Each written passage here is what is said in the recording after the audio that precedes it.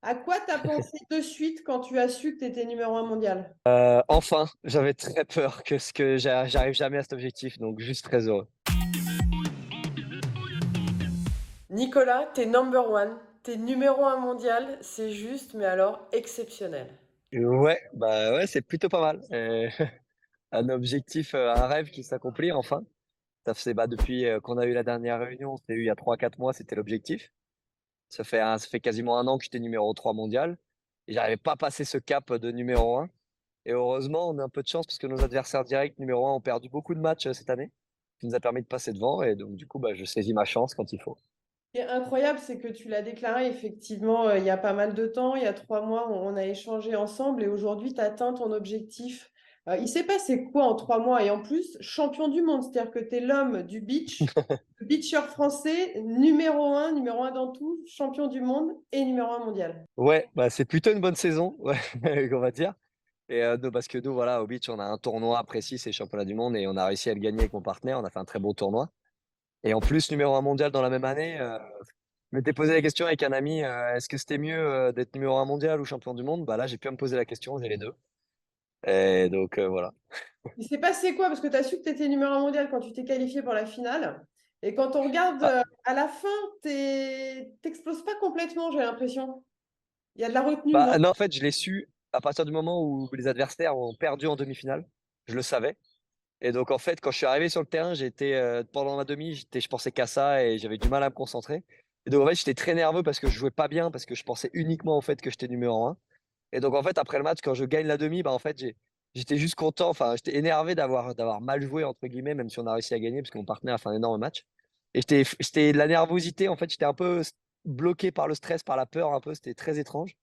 Mais juste très heureux après, au bout de 5 minutes après la demi, je me suis rendu compte que c'était incroyable quand même. Vous perdez la finale malheureusement, mais bon, tu aurais bien aimé gagner forcément. On va dire que c'est un petit peu dans la période, j'ai envie de dire, si je peux me permettre, anecdotique. C'est quoi maintenant les projets là sur ces prochaines semaines?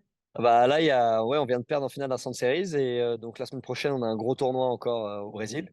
Puis après, on a tout l'été avec des gros tournois en Europe, dont les ANOC, les championnats d'Europe, il y a plein de trucs qui vont se faire aussi avec l'équipe de France. Donc là, maintenant que j'ai coché les objectifs individuels, essayer de cocher les objectifs, en équipe avec l'équipe de France, ce serait pas mal. Tu as déclaré là que tu commençais à te sentir chez toi au Brésil. T'as pas peur que les personnes à la Réunion soient un peu jaloux et peur que tu désertes l'île?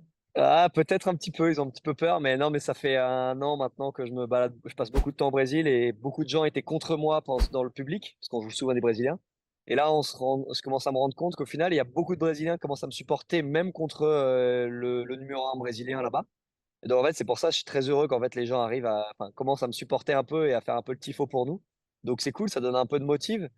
Mais non, j'oublierai jamais la France, les Antilles, la Réunion, tout ça, j'oublierai jamais. Donc, je suis français et antillais et réunionnais avant tout, mais ça fait du bien de se sentir un peu plus accueilli, chaleureusement par les Brésiliens. Le beach tennis, c'est le Brésil à la base, beaucoup l'Italie. Là aujourd'hui, vous êtes trois dans le top 10, trois Français. Est-ce qu'on peut dire que le beach tennis, c'est la France aussi maintenant? Eh bah, maintenant, ouais, maintenant, on est en train de montrer enfin, que c'est la France qui domine, dans le tableau, masculin, en tout cas et donc c'est bien, on va espérer en espérant que Théo et Mathieu, les 2 autres dans le top 10, ils peuvent aller ragapiller un petit top 5. Mathieu, il a jamais fait, Théo l'a fait une fois aussi et donc essayer de montrer pour ça, il faut gagner aussi des compétitions en équipe de France et ça va être notre objectif cette année. On a le titre, au championnat d'Europe.